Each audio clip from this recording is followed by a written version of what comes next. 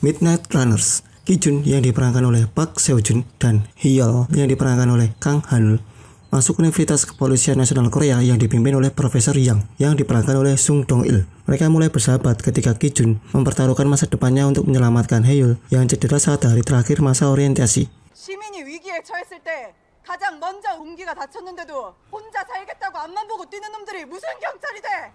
Usai itu mereka menjalani masa pendidikannya hingga keduanya izin cabut saat malam Natal karena iri ingin menjalani malam seperti teman mereka Jae-ho yang diperankan oleh Bae Yu-rang. Karena kecupuan mereka, keduanya tak dapat kimchil dan malah berakhir di warnet. Dalam perjalanannya, mereka melihat aksi penculikan. Lalu mereka memutuskan bertindak sendiri, mengingat 7 jam kritis yang diajarkan di kampus. Setelah hampir menyerah, mereka mulai menemui titik terang. Usai bisa mengidentifikasi korban.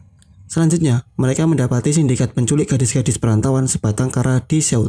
Namun, ini baru kerak dari gelapnya dunia bawah tanah Seoul, karena gadis itu telah dijual ke sindikat lain. Mereka lalu menuju pria bernama Gun-ho. Pengejaran terus berlanjut. Mereka akhirnya sampai di kampung Korea China yang berbahaya. Ki-jun dan Hye-yeol pun masuk di salah satu restoran, lalu menelepon pembeli sang gadis. Benar saja, salah satu HP berdering. Namun dalam restoran itu berisi semua komplotan sindikat. Mereka pun kalah, dan Gun-ho akhirnya membawa kedua pria itu ke markas di mana tempat itu juga ditemukan banyak gadis-gadis yang diculik. Mereka pun akhirnya digantung di langit-langit. Tapi kemudian setelah bersusah payah, mereka berhasil melarikan diri. Di kantor polisi, mereka melaporkan semua, tapi polisi salah paham. Akhirnya Profesor Yang yang dipanggil untuk menyelamatkan kedua orang itu. Hye-yeol dan Ki-jun pun akhirnya kembali ke kampus. Namun gadis-gadis yang diculik masih ada di pikiran mereka. Mengingat mereka mendapati bahwa itu bukanlah sekedar sindikat penculikan, namun juga sindikat penjualan organ manusia. Lalu dengan bantuan Jae-ho, mereka siap beraksi kembali memberantas sindikat ini. Saat semua gadis dikumpulkan di klinik oleh sindikat, mereka pun tiba di ruang operasi tepat pada waktunya, untuk tidak hanya menyelamatkan Yunjung sang korban, tetapi juga para gadis lainnya.